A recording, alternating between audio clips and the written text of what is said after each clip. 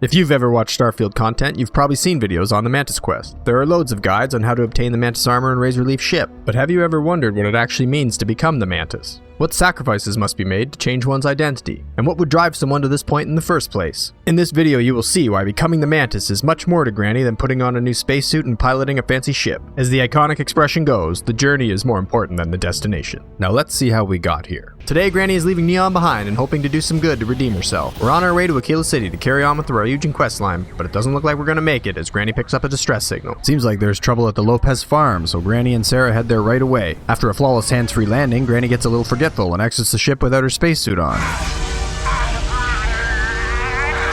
Once she catches her breath, she goes to see what's the matter. We meet Alban, and he's surprised to see Granny came all this way to help. I guess news of her exploits have not spread this far out in the universe yet. The Spacers have taken out the family's list satellite. It looks like the Spacers are causing some trouble, and Granny is asked to repair some satellites to allow the farmers to communicate. Granny is definitely ready for some good, hard, honest work after what happened on Neon.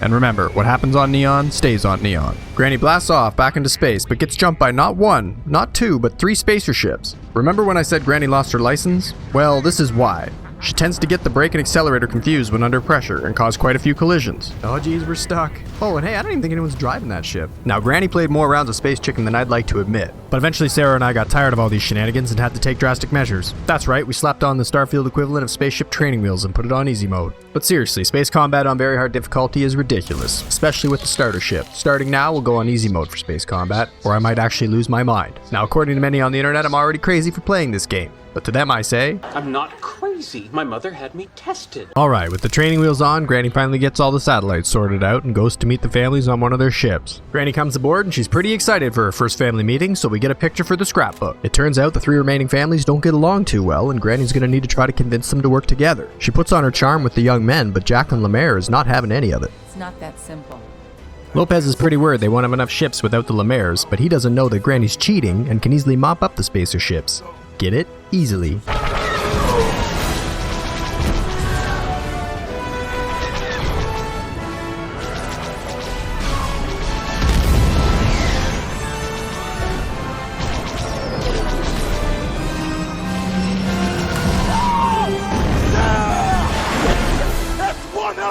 After the space battle, we head back to talk to Lopez and Banda and determine we're gonna need to take out the Spacers in their local HQ. So it all comes down to this. One final attack to wipe out the Spacers. The stakes are high and these families have put all their faith in Granny to lead them to victory. Granny has laser focus as she begins to clear out the Spacers.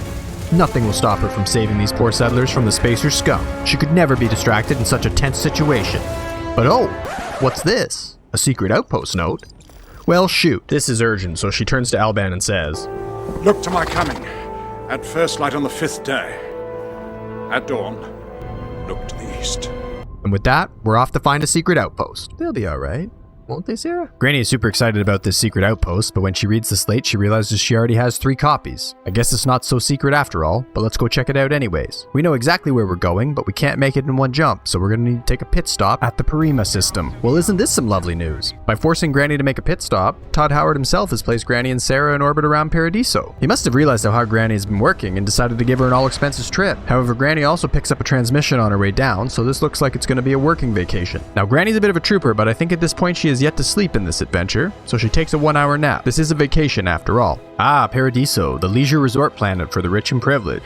Granny can barely hold back Sarah, who wants some R&R, but first we need to see if we can help out the security chief. He asks for discretion with the matter, so we'll go along with it for now, despite the veiled threats. If you're unwilling to take this seriously, I can foresee problems in your future. He tells Granny about the large ship in orbit and how they haven't been able to establish communications with it. He wants Granny to go up and try to contact the ship. So we head back up into orbit and try to hail it. Hello? This is Granny? There's no response, so we just let ourselves in. And for some reason, Sarah decides to give us a flower. Granny doesn't really need a flower, but Sarah's just so proud of herself, she thanks her anyway. What happens next was unexpected. We're greeted by the captain and her security detail. It turns out this was a generational ship that left Earth over 200 years ago. They must have a pretty regimented fitness regime because Granny was expecting something more like this. Hey, take this, Captain! What's going on? Anyway, the ship is called the ECS Constant, and it's so far behind in technology that they can't communicate with Paradiso. The captain would like Granny to act as a liaison, which is perfect, given Granny is of course a trained diplomat. This could be tough though, because it seems the crew of the Constant has laid claim to the planet long before the current tenants arrived. Negotiate a solution.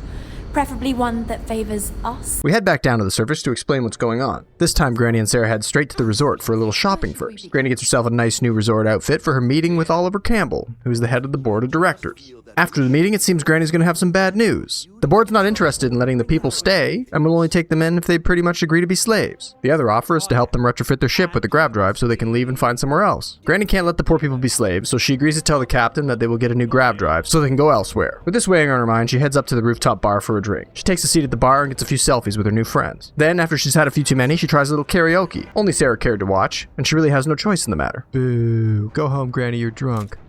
With a bit of a hangover, she figures she better get the grav drive before she tells the captain the plan. It might go a bit smoother if she already has the goods. Now, to get a vintage grav drive, we need to go to Hope Town and talk to the folks at Hope Tech. Now, it's here that Granny has to bend the rules. You see, the whole point of this challenge is that quests are non-voluntarily given to Granny. But this young lady here has been done an injustice. Excuse me, a little desperate here. Did I hear someone's desperate? Desperation is music to Granny's ears, but what gives, Todd? Where's the mindless security or kiosk to pass along this quest? Doesn't matter, Granny helps everyone, no matter what. Adela has gotten herself into a bit of a pickle. It seems she has a bounty on her head for trying to move some contraband, and a tracker's already in the bar across the street. It's pretty likely she's been set up, so Granny's gonna have to make this right. Okay, here's the plan. Ernesto doesn't actually know what Adela looks like, so Granny will pretend to be her and try to talk her way out of this. Ernesto's a young man who probably just wants to get a quick payday. But when Granny starts listing off all the issues he's gonna have to deal with if he takes her in, you know, things like changing her Depends, helping her take her meds, and rubbing her swollen feet, he decides it's not worth the trouble. All right, I'm not taking you in. Of course, Sarah's devastated. She was hoping for some help. Next, we head into Hope Tech to talk to Bennu, who is the expert in grav drives. Lucky for Granny, he found a grav drive that should work in the Constant, but the bad news is it's going to be 40,000 credits. She tries to haggle him, but Bennu's a tough nut to crack. I've got to charge you the same price as everyone else. In the end, Granny has no choice but to pay full price, and she sure hopes it's tax deductible, as this is quite some charity. Well, for the 40k, we get some free shipping, and the grav drive sent to the ship before we even arrive. Our new pal Ammon, the chief engineer, is stoked to work with Granny on the retrofit. All right, this will be fun, and hopefully there will be no explosions in the process. Much like the incident with the directions in the Raijun Tower, Granny completely spaces out while he explains what to do. With all the pumps and ports, she gets cross-eyed and just flips a lot of switches. Her mentality is you can do whatever you want, as long as you don't hit that big red button. Now, whatever you do, don't push this button. I am Granny. That's right. I am Granny. No! Now, it may look like Granny's keeping her composure, but I can tell you this is how I felt. Because I don't want to stay here anymore! Yeah! Finally! We can go! Eventually, she sorts it out and heads to let the captain know. Despite not quite getting the best outcome, she's very grateful and gives Granny a whole bunch of old Earth antiques. Like my actual Granny would say, this could be worth something one day. However, we're still waiting for that as they all sit in the closet with the old jam jars waiting to make us rich one day. And of course, we get a picture for the scrapbook. Finally, we can get back on task and head to the secret outpost. Or not. On our way, we get hailed by a mysterious captain who wants to pay it forward by warning us not to go to the lair system. I guess there are spacers all over the place and there's a distress signal. This guy has no idea what he's done. His little act of kindness will be blown away by Granny with a mega act of kindness, because Granny is coming to the rescue. Man, I won't tell you you're crazy, but wow. Granny rushes to Altair II and picks up the distress signal. A research post is under siege by the spacers, and there isn't much time to save them. Freestar Collective Craft. We are under heavy fire. Hostile spacers are overrunning our position on Altair II. There are times for slow and calculated moves, but this ain't one of them. Granny and Sarah decide to go in guns a-blazing.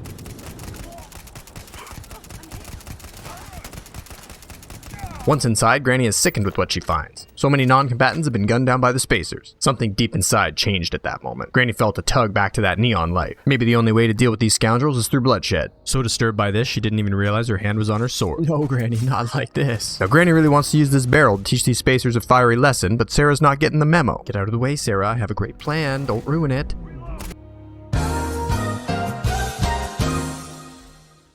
I love it when a plan comes together. As punishment, Sarah will become a Sherpa for all of Granny's new loot. I'd be happy to carry a few things for you. Granny and Sarah clear their way to Corporal Azama, who has set up a temporary infirmary for all the wounded. Oh no, Sarah, we probably should have read the room before we took those meds. Lazama tells us the Freestar Lieutenant Torres is trapped on the 3rd floor, so we need to clear our way to him and his troops. Get to Torres before his men are wiped out. Good luck. Granny slices through dozens more spacers, and we eventually make it to Torres. Torres is with Sergeant Asari, and she can't believe Granny and Sarah have just cleared this place alone. Holy shit. The two of you did all of that. Huh. All in a day's work. Torres tells us a UC Marine captain is trapped behind a barrier door and pinned down. So Granny busts in and shows the UC how it's done.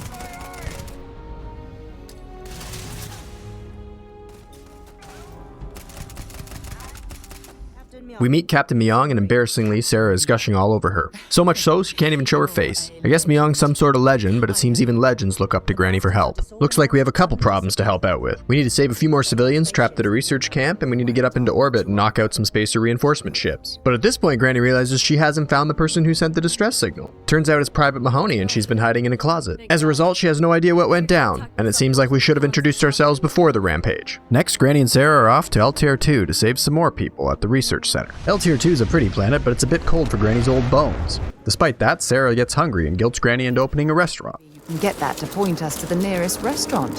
Haha. Well, that was sneaky, Sarah. You must be hungry. Reluctantly, Granny climbs a nearby hill to set up an outpost beacon. It's not much now, but with a little work, this could be Granny's Hilltop Diner one day and serve up a hot meal on this ice ball. There, are you happy now, Sarah? It's not like we're gonna remember how to get back here. No one's gonna come to a diner if there's spacers nearby, so Granny and Sarah head over to the research center to take care of the spacers. Once they're cleared, we go inside and make sure the people are okay. Never fear, Granny is here. Corporal Mahoney radioed you coming, but I didn't know if we could hold out. Wait, what? She was a private an hour ago. We find out that Private Mahoney is now a corporal. Somehow she was promoted for hiding in that closet. We head back to Torres and Myung and they fill us in on the plan. The spacers are shuttling in reinforcements from orbit with their fleet of ships. They need Granny to go and take them out and leave the rest stranded on the surface. So, launch that fancy ship of yours and get to work. Clearly Myung hasn't flown the frontier because it's not great in a fight, but as you know, Granny cheats in space, so this mission will be no problem. This is where the fun begins.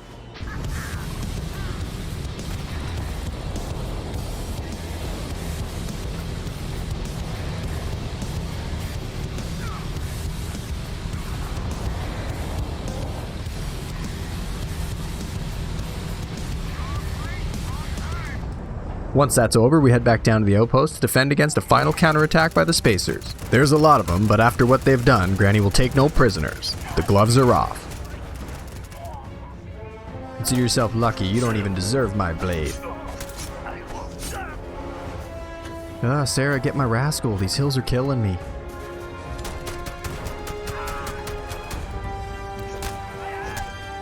Granny and Sarah methodically take them out, one by one. Except this guy. He was so scared he phased into the environment, never to be seen again. Thankfully, the mission was still a success. It's time to get out of the Free Star's hair. And now maybe we can finally go find that secret outpost. But as soon as we jump into orbit around the planet, we encounter some ecliptics attacking a mysterious ship. God, this really won't be a secret anymore by the time we get there. After we clear the enemy ships, we find out there's a couple of fellow Ryujin operatives on board having a dispute with a rogue AI named Juno. Thanks for the assist down there. Now, if you know your NASA missions, you might recognize the name Juno. It's based on a probe currently orbiting Jupiter. But this version of the probe has become self-aware and it feels threatened by these agents. So much so, it's already killed a technician who was trying to take control of it. The agents lack Granny's touch in connecting with people, and since Juno thinks it's a person, Granny figures she might as well help it out. After all, it's her life's work to help everyone, so if Juno thinks it's a someone, who is she to judge? After a brief discussion with Juno, Granny is getting all sorts of Skynet vibes. She figures the best way to resolve this is to stay on Juno's good side. Collins is getting what Grant is saying, and Combata gives in once Granny offers to buy him a drink at the bar. We say see you later, and Juno tends to agree we shall meet again. Assumption. We will meet again. Trust me, Sarah, we want the Terminator on our side. These agents are total freeloaders, and they have the nerve to ask for a ride to Neon after this whole ordeal. Granny's not too fond of going back to Neon, so it's going to be a quick touch and go. Quick, Sarah, let's get out of here before anybody recognizes us. Oh boy, I can't believe it. We're finally going to the secret outpost. And wouldn't you know it, the spacers are here to ruin Granny's day again. After introducing ourselves, we find that this is the lair of the Mantis. Now, Granny isn't sure who the Mantis is, but one thing is for sure. This place is overrun by spacer scum. Just inside the entrance, she finds a slate that gives us our first clue as to what the Mantis was. Someone named Leon Vauclaim claims his mother is the Mantis, a supposed fairy tale to keep pirates in check. Granny is already starting to like this lady, a tough old bird who puts spacers and other evildoers in their place. Sounds like someone else we know. Granny and Sarah clear out a few more spacer punks and find another slate. This one's from Doreen Vauclaim, the Mantis herself, leaving a message for her son, explaining how he must take up the mantle of the Mantis now that she's gone. Here's another slate. It's Leon talking about his mother's will and how he can't have his inheritance until he's traveled to her secret outpost. I knew it wasn't that much of a secret. It also mentions Sic Semper Tyrannis, which is something she was known to repeat. There are more and more spacers the deeper we get into the lair, but they fall one by one to Granny. Finally, Granny and Sarah reach a large room. This is packed full of spacers, and they're pretty well dug in, so it takes a bit of finessing to get through them. That and a handful of hand grenades. Now these two here are pretty tough and have at least twice Granny's combat experience and better equipment, but they do not have Granny's determination, nor her unique ability to nap under pressure. Wow, you are the soundest sleeper I've ever seen. After a good combat nap, she's refreshed and determined to clear this place and uncover the mystery of the Mantis. Once the spacers are dealt with, we find Leon. and it's safe to say he will not be the next Mantis. We do, however, find Livy cowering by the doorway. Look, we can help each other. I can be useful. Just don't kill me. Granny talks to him and he begs for his life. She decides to spare him for now, as he seems to have a pretty good idea of the traps that lay ahead. In the next room, there are letters on the floor, and if you step on the incorrect letters, 4 auto turrets at the end of the room shred you to pieces. Of course, Granny did not cheat or have any prior experience with this word puzzle, and totally deduced that the word is Tyrannus from the earlier slate. She gets through the puzzle and takes out a few more turrets and robots while Livy follows behind. We make it to a security door, and that little bastard Livy locks Granny inside, separating Granny and Sarah. Thank you! Now the treasure of the Mantis will be mine! Granny finds herself in a tight spot with a robo-dog and gets totally knocked out. She can't remember what happened next, but Sarah must have forced her way in and dragged Granny back to safety. When Granny comes to, all she can see is Livy, and she gives him a little taste of Neon Granny. Can't say we didn't give you a chance, kid. Oh my god, he went down like a sack of potatoes. Granny gets back to the security door and clears out the remaining robots. And then we enter what is Starfield's equivalent of the Batcave. This place is loaded with goodies, but the highlights are the Mantis spacesuit and the Razorleaf ship. Although the original Mantis is gone, it's clear she would have wanted the Mantis to live on through someone tough enough to make it through all her traps. Looks like Granny's the new Mantis. And she wastes no time decorating her new ship with all those priceless old Earth artifacts. I'm telling you, Sarah, these things are going to be worth a fortune one day. We head back up into orbit and right away get hailed by Captain Myong. She thanks us for what happened earlier and gives us a gun. At this point, we realize it must have been about 5 days, and we better head back and help the settler families finish off those spacers. I wonder how Alban and Banta are holding out against those spacers. The sun is rising. At first light on the 5th day. At dawn, look to the east. Hey guys, how you holding out? Much like Gandalf, Granny the Grey has returned as Granny the White in her new Mantis spacesuit, and she is more powerful than ever. With all her new toys, she has no trouble destroying the remaining spacers and freeing the settler families from the spacer scourge. We return to Alban and he tells us he's finally able to relax. He says if we're ever in the system again to come by for a visit.